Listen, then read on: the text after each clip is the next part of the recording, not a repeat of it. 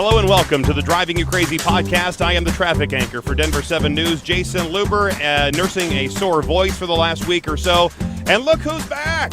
Doing the heavy lifting for that sore voice, the corporate pedestrian advocate, Joseph Peters. It's our old dear friend, the new Nightside executive producer and my new boss, Joseph Peters. I am That's what you meant to say. not your boss. Yeah, you are my boss. I mean, that's what it says on your jacket. I think it says right over there on your new nameplate on your desk. It says Joseph Peters, Nightside executive producer, and Jason's new boss. You know, That's what I see. I will take it. I'll put it on the business card. So tell us about, you were gone last week. We had the lovely and talented Nicole Brady filling in for you, and we had a great time, and Nicole did fabulous work. But tell us about your East Coast adventure. So we flew to Providence, beautiful city. Sarcasm. Drove to Atlantic City, the Garden State Parkway, and that entire drive from Rhode Island down to Atlantic City through New York. Terrible. We took public transportation from Atlantic City to Philadelphia, which was like strangely pleasant after the plane and the car, to just be like sitting on a bus and like veg out and kind of melt as you drove from New Jersey to Pennsylvania. We saw the Eagles. My brother was wearing Falcons gear as the Eagles played the Falcons in Philadelphia. Oh, no. How did that go over? People in Philadelphia are rude. Yeah, you think? They are not nice. No? And especially when you're in I'm telling you, Jason, it was 89,000 green shirts and like 4 red shirts, and me and my Patriots hat. It did not go well for either one of us. I can see why. It's like wearing a Broncos jersey at an Oakland Raiders game. Yeah, you can't do that. No. I saw people wearing Raiders gear around here this week. I thought they were crazy. But so what stood out to me was coming back from Philadelphia to New Jersey, we took a limo. Right, I ordered limo service because fancy. Well, and I felt like that was going to get us there quickest and safest after the game, right? Come to find out, the limo has to park in the same lot as the Lyft drivers and Uber drivers and et cetera, and that lot is about a half mile away from the stadium. So there's no advantage to it, and the Lyft from New Jersey to Philadelphia would have been a solid $100, $150 cheaper, which I thought was really surprising. And even for a Lyft XL, it would have been a discount. So it made me wonder how much that company is going to put limousines out of business, not just taxis. Because, I mean, what's the difference between a limousine service's black Escalade and a black Escalade that I ordered through Lyft? None. $90. Yeah, exactly. You know? There you go, the price. Yeah. So that was what stood out the most to me. I mean, we went to Vermont after that, and if anybody who's driven up in Vermont knows that is one of the best places to just get in a convertible, put the top down, and enjoy yourself on the Leaves roads. were changing, maybe? We missed it by a week.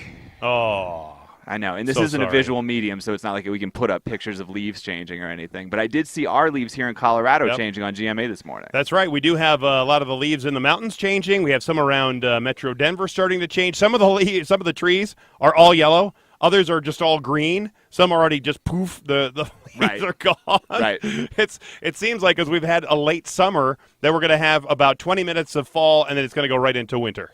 I can't wait. Bring on the snow, man. It's been too hot out here this They just year. started making snow up at A Basin for the ski area. Beautiful. Overnight, so Shred it's starting to get cold enough. You weren't affected by the hurricane at all, right? I mean, you didn't see any of that? No, we missed that too, although a lot of my friends in New Bern, I mean, they're still getting damage right now. Even though the hurricane's off the coast, the rising rivers have flooded places and closed highways even as recently as like yesterday. Yeah, and that's going to be a long cleanup, just like they had in Houston.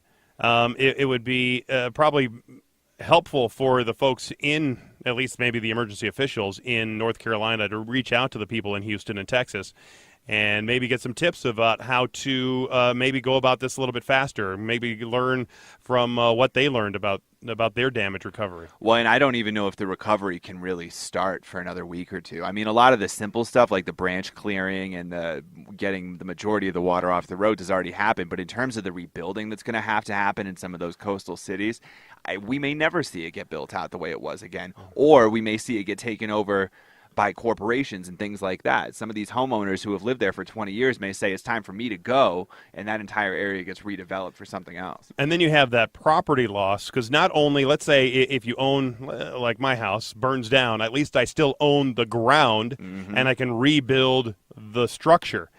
In those areas, the land is gone.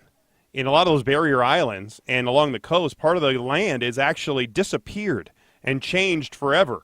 And so I have no idea how you deal with that, because that's a total loss. Yeah. And there's really almost no recovery from some of those areas. Absolutely tragic. And I was reading, not only are the roads, many of them damaged, that the estimates to rebuild those and get the infrastructure going again is going to be tremendous.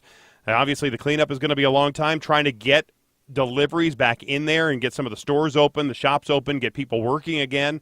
Because when the shops close or they're looted and they have to be rebuilt, well, those people that were working there, they are not working. Typically, they're on hourly, and they're not getting work, and they're not getting paid. Mm-hmm. And so that's obviously a problem. They don't have Aflac insurance to help them out. Right. And then I was also reading about all the cars, like they did in Houston. A lot of the dealerships, they moved a lot of their cars out of the way, at least they tried to, and try to minimize the damage, and then they're bringing a lot of new cars in because there are so many cars that are damaged and flooded out, just like they had down in Houston. So I think it's going to be a lot like that process. Now, Houston is getting back to some sort of normalcy. Right. I think they're still digging out in a lot of neighborhoods, rebuilding in a lot of neighborhoods, still spending a lot of money, and it's going to be that way in North and South Carolina. Yeah. Devastation is a word you hear like way too often, and it doesn't really hit home always, but the pictures from this one have just been astounding. Yeah, and it was interesting when I was watching the hurricane, watching the coverage, and all these people were not going to want to get out. They wanted to stay, and they said, oh, this is just a Category 2, and it's just going to be some wind, and it's not going to be that bad. But it was never really about that. It was always about the aftermath of not only the storm surge, but also the potential of the torrential rains that we actually saw. Yep. And that's what's doing most of the damage. So why would you, or anybody, want to steal an ambulance? To get to the other side. That's close. Okay. Well, 25-year-old Michael Paul in Broward County, Florida, he wanted to steal an ambulance, and police say that Michael stole the ambulance as firefighters were wheeling an emergency patient into Broward Health North Medical Center. At least they took the person that was injured, needing to get medical care at the hospital. They got him out first, and then Michael stole the ambulance. But boy, that's a totally different story if they don't take the passenger out first. Am I right? Wow. He told detectives that he had just been released from the hospital, and he, quote, needed a car to get home. In addition to grand theft auto, or ambulance in this case, Mike was charged with driving without a license. You would think that would be the least of his worries after stealing an ambulance. Ugh. There was no information if he was driving with the lights and sirens going, because that would make it a lot more fun. So I imagine he must have run out of gas, right? You don't he pull made over it home. if you're in an ambulance. Okay. And then that's where they nabbed him. Oh boy. Most people don't like bugs. Do you like bugs? Hate them. Okay, good. I guess it depends on the kind of bug. Lady. Everybody likes the ladybug. Yeah, I mean, right? I think that's about the only one, right? I like the bugs from A Bug's Life. Yes, Bug's Life. Those Ants. are good. Those are good bugs.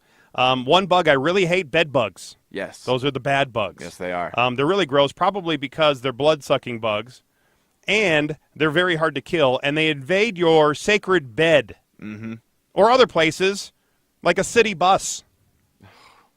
I saw a video from Philadelphia, where you just were, oh, good. Okay. of a city bus that showed one of their city buses was infested, one of the seats there, with bed bugs. The nasty critters, because they'll cling to just about anything. Right. It doesn't matter. It doesn't really need to be a bed. It's just about any fabric that they can get into, and they can be spread like locusts across any city, and that's exactly what happened in Philadelphia on the city buses. Yikes. Now, SEPTA already has over 500 buses operating with full plastic interior seating, so they don't have a problem like this. Now, the seats aren't comfortable, but at least they don't have the bed bugs. I mean, which would you take? More comfortable or bed bugs? I would take less comfortable and fewer bed bugs. There we go. It also helps to reduce cleaning costs and cleaning times with just the plastic seats, because they can just wipe them down, right? But that still leaves over about 900 or so buses that they have with cloth seating, and that was where these bugs were found. And they intend to now retrofit all of their buses over the next 3 years to try to help keep the buses cleaner and more bed bug free. What a world we live in, where they say, you know what, I don't know if we can keep the bed bugs off these buses. Let's just rip out all the interiors and replace them with plastic seats. Well, and SEPTA did say they saw the video. They took action where they took the bus out of service and they said they deep cleaned it. Deep cleaning for me in this case would be burning the bus to the ground. Well, exactly. And it's like somebody brought that onto the bus, and you can keep the buses as clean as you want to, but you can't keep unclean people off the bus. Right. So that maybe unknowing person is infested with bed bugs and getting on bus after bus after bus. Get that person out of here. Burn that person to the ground. So there you go. Enjoy public transit, my friends. Human race coming out. And watch for the bed bugs. And speaking of public transit, by now I'm sure you've seen that viral video of the man on the commuter train in New York. You haven't seen that? I have not seen All that. right, so there's this guy. He was going from New York to New Jersey. Oh, the shaver. The shaver. And Yes. he was shaving, and then he was flicking the shaving goop from his face right onto the floor of the train. I thought it looked pretty gross. I mean, you just sitting in one of those seats, put on the regular foam shaving cream that you see right there on his face, started shaving his face, and then when the razor filled up with that cream and hairs, he would flick his hand and arm down to the ground, and that goop would just splat right onto the floor. Mm-hmm. Now, the person who was sitting across recorded the video, posted it to Twitter, and of course, it was shared instantaneously all over the world. And people were calling it gross, as I had, and calling it nasty, and they called him an animal. Maybe that's going a little bit too far. Basically, they were shaming this man to no end. Well, a reporter from the Washington Times, as reporters do, they went and they looked for this guy, and they caught up with him. And they wanted to find out what his story was and why he was on the train and why he was shaving on the train. And apparently this guy was going to his brother's house to ask for some help because he apparently has fallen on some hard times. He said he's felt the weight of a couple of tough weeks. He hadn't had a chance to shower. He hasn't shaved in days. He was basically homeless.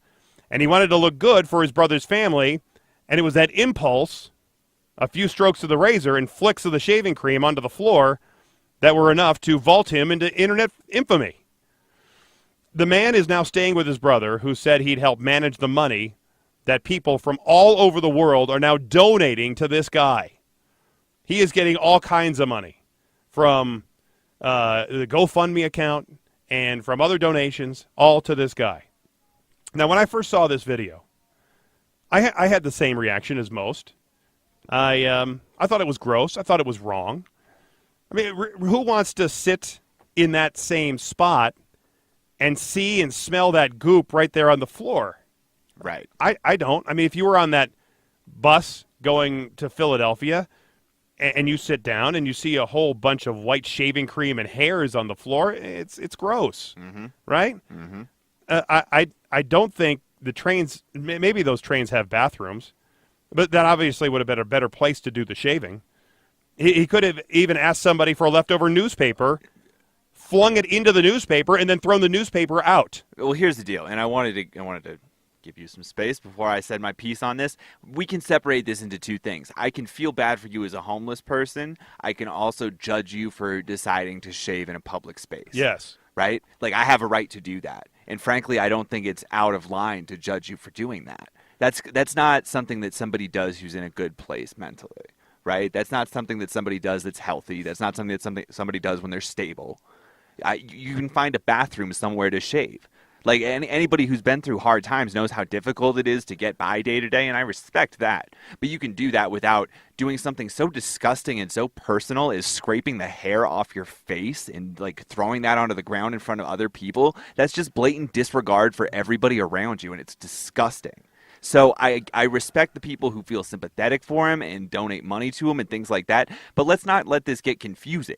He did something that was so vile that people on Twitter felt that impulsive reaction to share it with other people because they couldn't believe it either, how disgusting what he was doing was. Yeah. And even after hearing the hard luck story, I still think it was gross and wrong. Now, I feel bad for him in his situation. So as a human, right, I feel bad for him. Yep. And I hope that he does get some help, maybe mental help and help from his brother and financial help. And obviously he's getting that by so many people donating to him. But I'm also now seeing that this guy he's also getting money from so the guy who originally posted the video is taking all the licensing fees and giving it to this guy. There was already over $30,000 in the first day of donations to him. But he could have thought about what he was doing. He was at Penn Station. They have bathrooms there at Penn Station. Presumably, he had the razor before he got on the train. Right. So, and the shaving cream before he got on the train. So why couldn't he have gone to the bathroom there at Penn Station? You know what? I think it would have been gross for him even to walk out onto 7th Avenue, right there in front of Penn Station, shaved up, and then flick the shaving cream on the sidewalk or the road. But still, it would have been a better option than doing it on the train. Well, and this is so generational, right? Because I think in a prior generation, your generation maybe, somebody would have walked up to the guy and said, "What the hell are you doing?" But our generation, or my generation, I should say, is more the type to take a video of it and post it somewhere. So instead of the one-to-one shame of you confronting him human to human and saying, "What are you doing? This is wrong." And maybe you, in that case, you'd be the one helping him out. Right. You would hear his story. Yes. Instead of that, it becomes 1 versus 1 million, 10 million, all the people that see this video online. So it just goes to show how culture has shifted from issues that are solved in a local manner versus issues that suddenly become a very national manner in a way that's almost like disturbing. Yeah, because I agree with this national narrative that is associated with the story, saying that social media is really now too quick to judge people.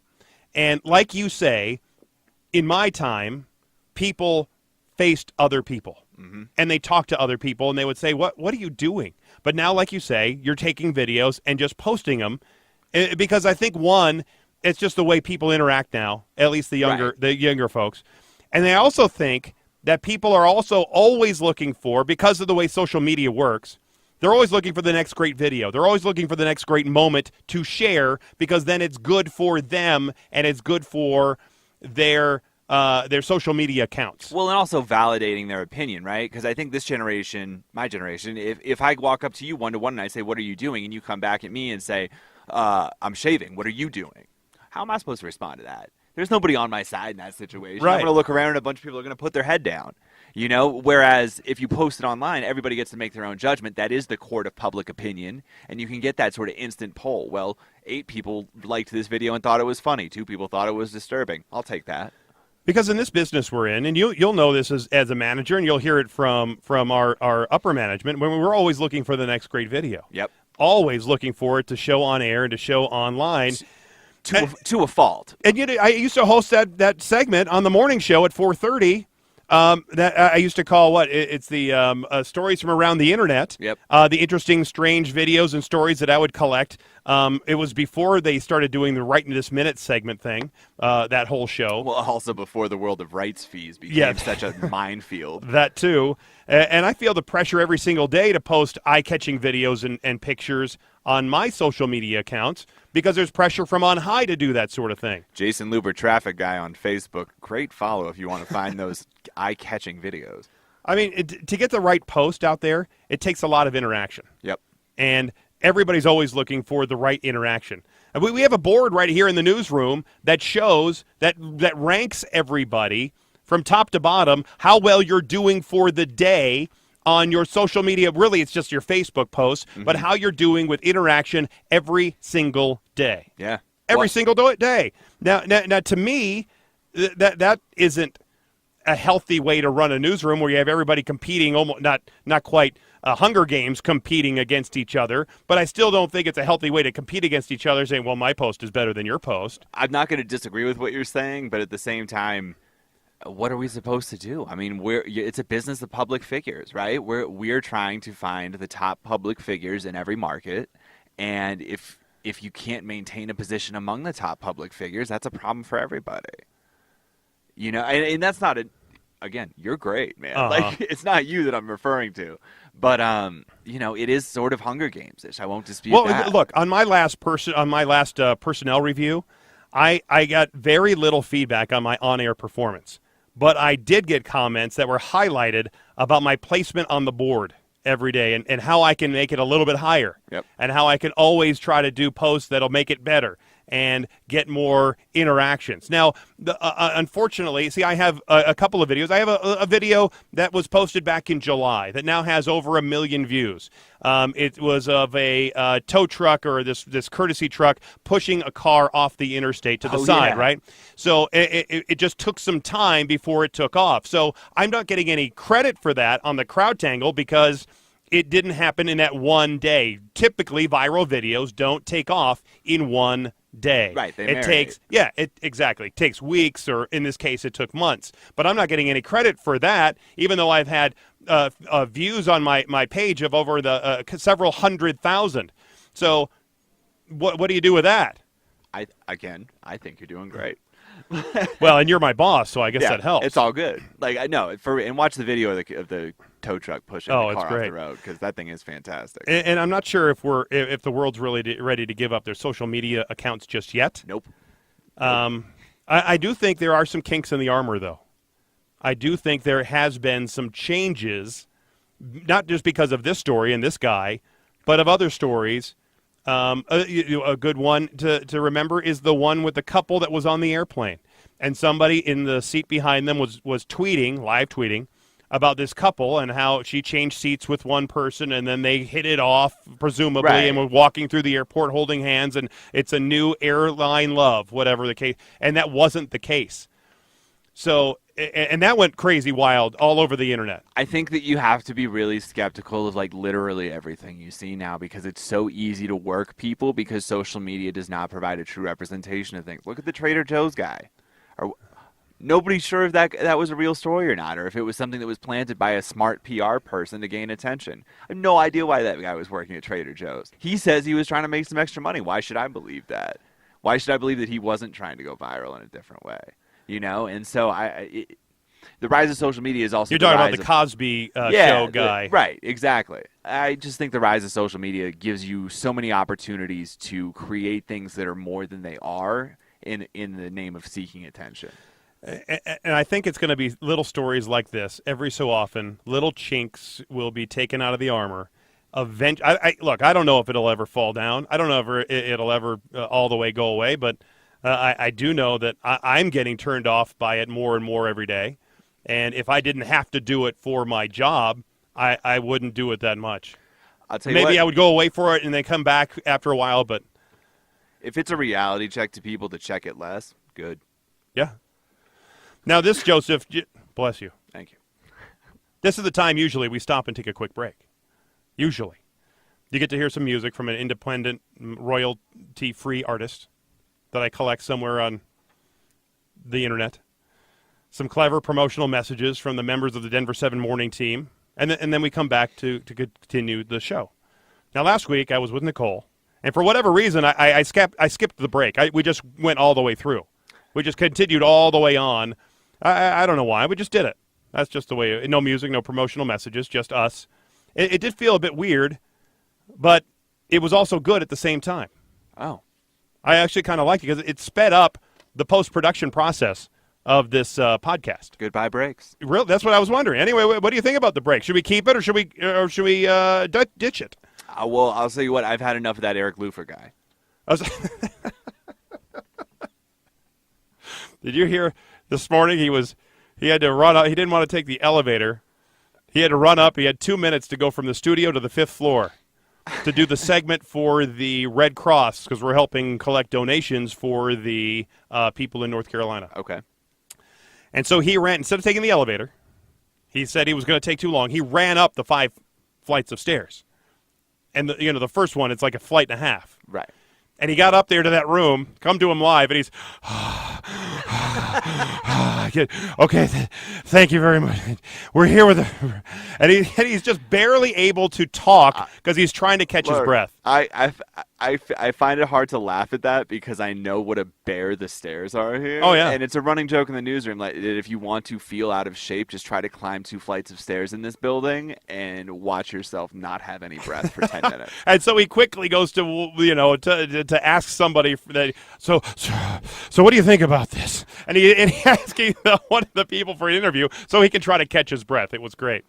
So anyway, I mean, I still like the idea of having the breaks. If we ever got a sponsor, that that really was the original idea of the break, was if we ever got a real sponsor, that would be a real place to put the real break. But now I'm listening to other podcasts where they just drop it in right in the middle of a show.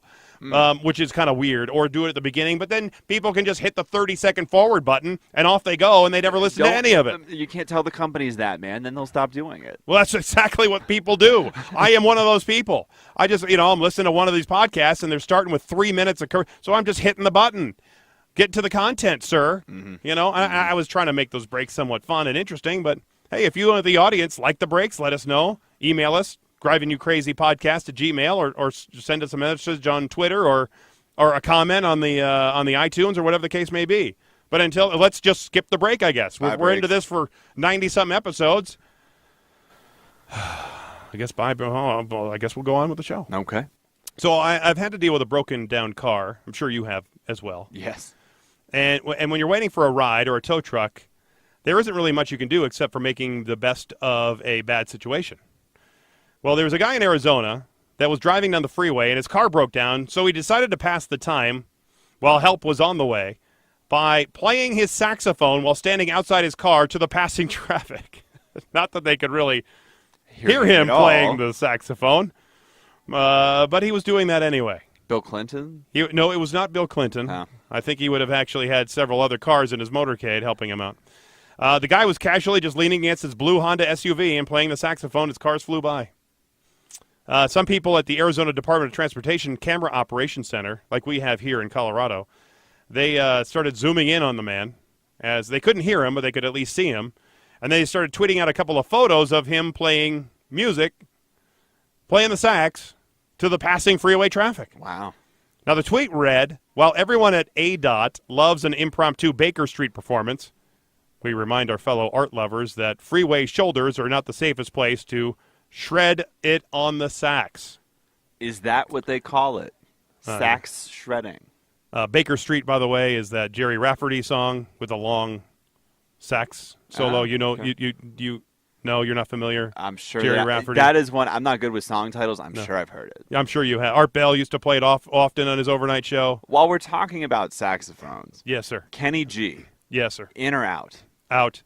Out on Kenny G. Well, I know. Look, he's funny if he does a little cameo appearance in some kind of movies, because he's been funny doing that, making fun of himself. But no thanks. Thank you, but no. You don't own the Kenny G records? I do not. Zamfir on the pan flute, maybe, but not the Kenny G. Zamfir on the pan. A quick search on Twitter found this guy. His name is Antonio Nango. He's 18 years old. He's now calling himself Freeway Saxman. I love that. He posted a video of him playing the sax and writing, "I guess I'm famous now. Gotta practice." What happened was Antonio actually ran out of gas. He was waiting for roadside assistance to show up and get him going again. And that's when he decided to practice his version of Wham's Careless Whisper a few times. You know that song, yeah? Come on, man. Would you not go see Freeway Saxman in concert? Oh, sure. I think he's going to be a headliner. This guy has a whole career based off this one... Oh, my God. As you can imagine, the internet saw the pictures and ran with it with some amazing puns. Now, that's what I call a traffic jam. Oh, come on. Of course, you saw that coming. Come on. Sometimes you got to jazz when the jazz hits you. I'm glad he spent his time practicing rather than mindlessly surfing on his phone, though. America, don't let this band geek troll you. We already have a trombone shorty. Do we need a freeway sax man? Yes, we do. Okay. The world needs freeway sax. Maybe freeway sax can do a duet with Kenny G. Or not. Dueling saxes. Joseph, we both love to travel, right? Yes, sir. I think about everybody in the world loves to travel, except for maybe the frequent business traveler. You've seen The Amazing Race. Yes. Yes, I think most people have, where teams of two people travel around the world, competing in challenges along the way. Well, anyway, there's an upcoming event, and it's called the 15th Annual World Travel Championship. It's also known as the Global Scavenger Hunt, that will pay out $50,000 to the winner of the competition. So, if you think you are the best traveler in the world, they are looking for you. And they're accepting applications right now for that event that's going to take place in the spring. So joining us here on the Driving You Crazy podcast to talk about this event is the director of the Global Scavenger Hunt, Bill Chalmers. Hi, Bill. Well, good day to you. Now, before we get into the event, Bill, tell me why you hate camels so much. Oh, 3 words. Don't wear shorts. Yeah, well, that's probably good. I would agree with that. What's the backstory on that?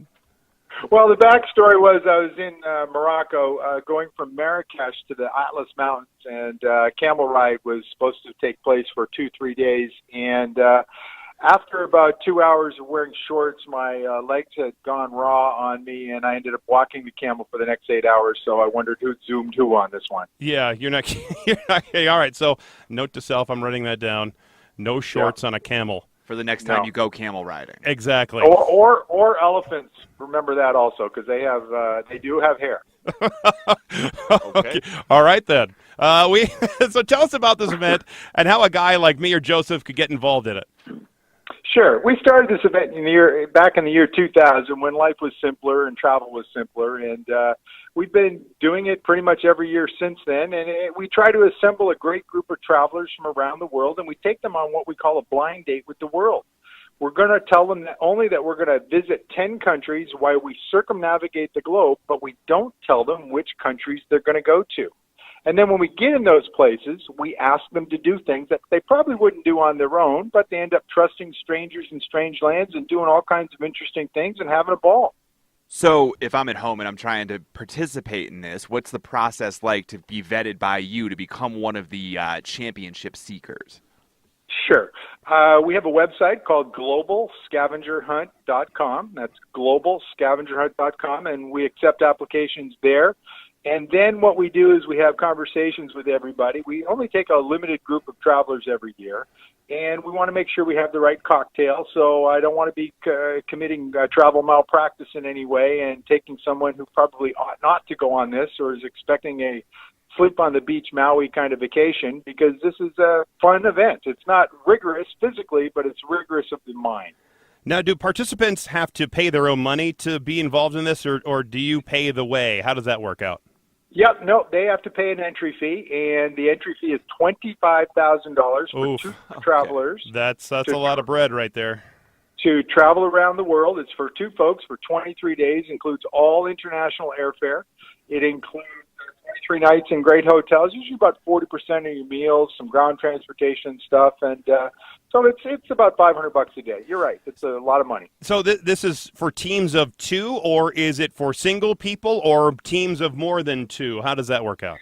It's teams of 2 folks. We want 2 people to kind of like be travel buddies to figure things out. I find that when I travel with somebody else, I travel easier and simpler because 2 minds are better than 1. But we do allow single applicants to apply, and we're actually very good at hooking them up on a blind date to go on a blind date with the world. So that's been kind of neat. And actually on 3 events early on in the event, in the history of our event, we hooked up 3 teams that had never traveled before, and they ended up winning the event. So how many teams do you usually bring with you? Are we talking about like a dozen or 30? Yeah, my sweet spot is 12 to 15. I find that that's a good cocktail, a good mix of people. Otherwise, you get too many people, you're hurting a lot of cats or taming a lion here or there. But usually 12 to 15 teams is a good mix. Got it.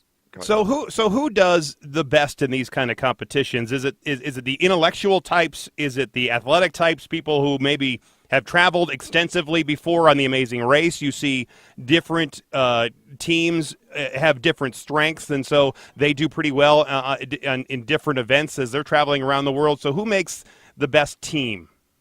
Well, that's a good question. When I started this event, I thought it was all about travel, and it is certainly morphed into all about the individuals going to it, although it is a travel adventure.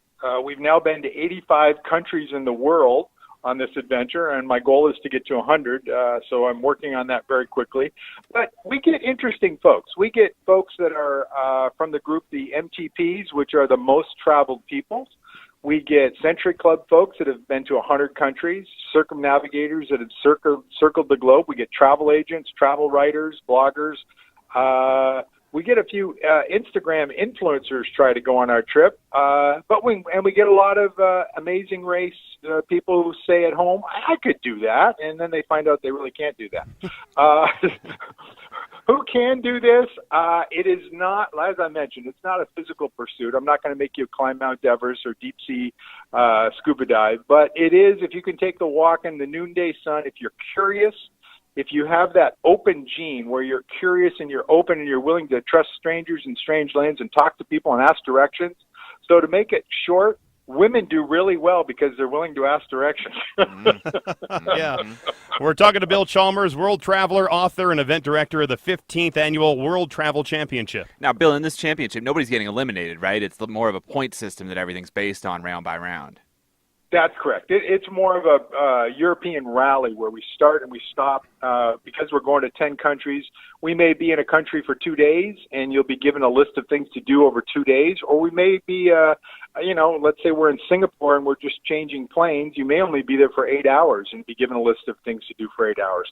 But it all adds up, yes. It's all points based on a risk-reward system of doing things, harder things, worth more points. And we add them all up, and we keep track of it, and we crown the world's greatest travelers. And this year, $50,000, first place, winner take all, cash prize. And so you said that your sweet spot is like a dozen teams, 15 teams. So we're talking 30 people. How much crew is there involved on your end on that? And are you part of that crew that's going from country to country? Well, I am. I live vicariously through this. I would actually like to do it. I was actually involved in a race around the world in public transportation way back in 1989, right out of a Jules Verne book, Around the World in 80 Days, and I was lucky enough to win that event. And I've ever since then been wanting to participate in something like that. No one ever did it, so I finally put it together. There's usually 3 or 4 event road officials that go with the group, but that's pretty much it. We keep it lean and mean. The race around the world, you mentioned this race around the world on public transportation. Is that still a thing? No, it was a one-off. It was called the Human Race, and it was way back in 1989. And it was a very unique experience, and I went on it with a graduate school friend of mine who was also a stand-up comic. And we had the best of times and the worst of times, and we ended up doing it in 17 days. And National Geographic called us the world's greatest travelers. That's where that title has come from, and I kind of moved that along into what our organization does. But God, I wanted to do it again the next year, and no one ever. And after 10, 12 years, I decided to quit my day job as a political consultant, and I said, I'm going to merge this with my foundation. And so knock on wood, we've been able to do it now since the year 2000. By putting this together, I mean, this is a great way for you to see the world as well, right? I mean, you said that the championship has gone to 85 countries. Have you been to all 85 of those countries? Yeah, I have. Yeah, that's amazing. I've done my fair share of traveling. I stopped counting a long time ago when I was well over 100. So how do you arrange for all these activities in these different countries? Because I know with the Amazing Race, they have these field producers and advanced producers that go out and talk to these countries, the governments, and actually have to set up events and get permission so they can do the video. Now, presumably, I guess you're not recording this, so you don't have to worry about that issue. But how do you go about doing that? Because that seems like it's a lot of legwork ahead of the event. Mm-hmm. Well, like I mentioned, I've traveled a lot, and we have a great group of travel string writers who have been out there who work for the various UPI and AP and CNN and everybody that have helped me when I have a question on things. I've made a lot of friends in the world of news reporting, as well as NGOs outlets, people who work for Doctors Without Borders and CARE and UNICEF. And whenever I have a tricky question, they're always willing to help me out. I have a great Rolodex, if you can still use Rolodex anymore. So what's the key? Because I was reading as part of the event that Scavenger Hunt's going to participate in cultural scavenges like meditating with monks, training elephants, make sure you wear pants, taking flamenco lessons, cooking local dishes with local chefs, and trusting strangers in strange lands. Is that really the key, is to maybe be able to trust the locals to help you out? Well, you wouldn't survive without it. Absolutely. Again, it's a blind date with the world. So we land in a destination. No one has been able to do prior research or information gathering on that. So you have to hit the ground running. And the best way to hit the ground running is talk to local people and to trust strangers in strange lands. So that's why it's key. And that is also what really travel today is all about. I call it Travel 3.0. It's all about being authentic, it's about participatory, and it's about challenging travel experiences. People love that, and I think the cognitive science is in on that. That's what makes our brain work. You know, it keeps us excited. I understand the sleep on the beach stuff, but for the most part, people want authentic experiences. They want challenging experiences, and they want to feel like they're participating. That's what this event is all about. And it is very unique in that regard, in that you really do have to trust strangers in strange lands. It sounds like a trite saying, but it really is true. You have to go and figure out how glass is blown in Morono, Italy, and you actually have to do it. You don't have to watch it. You're not going to sit there and passively sightsee. You're sight doing. You're doing things. And so that's the great part about this event and why I love it so much, and why I always thought it was a once-in-a-lifetime event. We now have to stop people from coming back over and over and over again. We have, 2 or 3 teams a year that want to do it again because they know I'm constantly going to new countries and constantly asking them to do new things. It's like they do 2 things a year. They do Burning Man and our trip, and it's a testament to a good, good karma from everybody. We're talking to Bill Chalmers. He's a world traveler. He's an author. He's the event director of the 15th Annual World Travel Championship. And you just mentioned it, Bill, some of the previous winners of this event. So what happened to the 14 previous winners of this event? What are they doing, and what did they use their championship, if you will, in their future endeavors? Well, some of them have turned into media personalities because they did win the world's greatest traveler trophy. They got jobs as a result of that. Some of them are writers. Some of them actually have day jobs, and they continue on with their world. We have one couple who are, they're called Lawyers Without Borders, and they've been coming for a few years, and they just love what we do, and they also understand we have a charity element attached to it, that we're helping people help themselves in the world.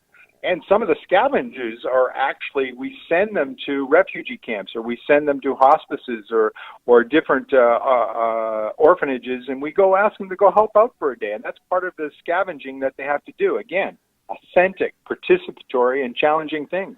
And you've been obviously all over the world. You've been presumably all over the United States. Where are some of your favorite places to go, not only in the world, but like right here in the U.S.?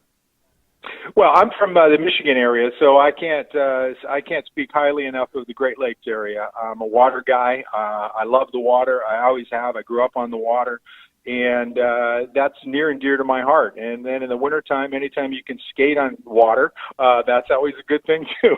So I'm a big water guy. I love British Columbia. I love Washington, Idaho, Wyoming. But then again, I really love like Red Rocks nearby you. I love also Red Rocks in Arizona. I love the Southwest. New Mexico is a beautiful country, beautiful countryside. I used to go to Telluride pretty much every year for New Year's. That was always a fun time to go. Although I hated that Rocky Mountain roller coaster plane ride in. Yeah, exactly.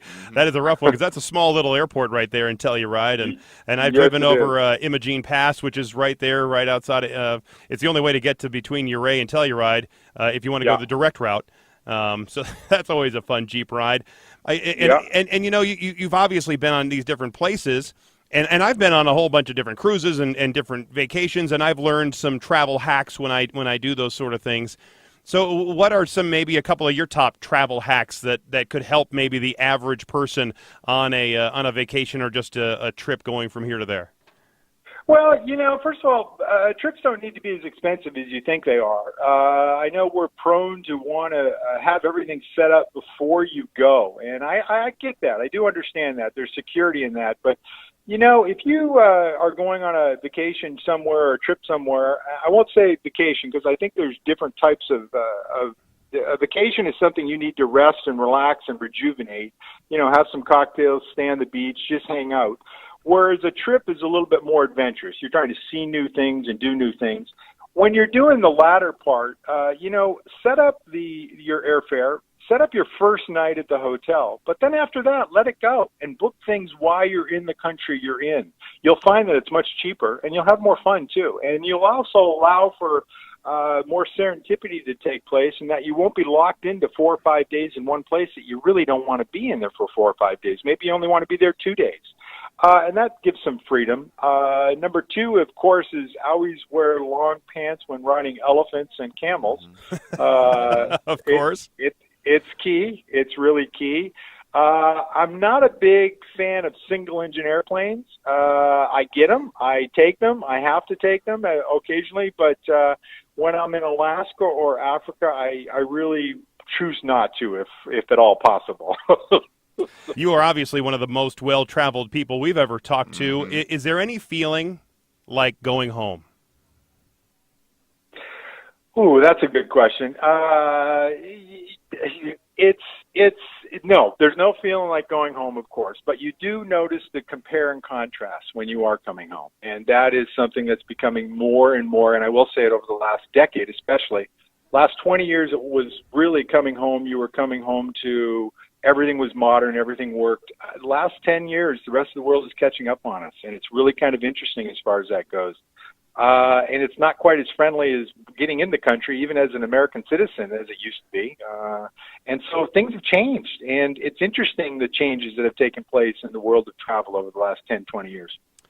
So give us that website again if people want to get involved here in in your challenge. How do they do that? Where do they go? Sure. Come to globalscavengerhunt.com, and put in your application. Just tell us who you are, what you want to do, why you want to do it, and then we'll give you a ring, and we'll chat, and we'll have a good conversation, and we'll go from there. And this year I'm looking at trying to get 6-7 new countries in, so I'm trying to get to 92, 93. So if you are seeking new countries to go visit, this might be the thing to go on. That's fantastic. Bill Chalmers, thank you so much for joining us here on the Driving You Crazy podcast. Thank you, sir. Thank you. All right, that was pretty interesting. If I had the 25K, I'd do it. Me too. I might organize my own race. If you can come up with 12 and a half, maybe I can. I'll sell my wife's car, and I come up with 12 and a half, and then off we go. She can walk. Sorry, wife. Look, I think we could win the 50 grand, and then I'll buy her a nicer car. Yeah. I'm curious to see. I would love to know what the quizzes are, how you gain points. I feel like he said glass blowing in Italy. Bring it on, man. Oh, I could do that. Go. Yeah. I could definitely do some of that. I definitely would remember to wear pants during a lot of those. But it would be tough if you're in, let's say, those very hot countries to wear pants. But I guess it's better than getting your inside of your legs all torn up. Correct. I wonder if he goes to Antarctica as well. We should have. And ride camels there? There you go. I doubt it. Maybe penguins. Maybe so. All right. Well, that's about it for the old broadcast here today. Thanks again for being here and being a part of the show. Leave us a comment and rate, review, and repeat. Rate, review, repeat. As we say on the old iTunes, and that always helps us out. Until next time, thanks for listening, and I'm Jason Luber, the traffic guy. I'm traffic jammer, Joseph Peters. Be safe, and as always, happy motoring.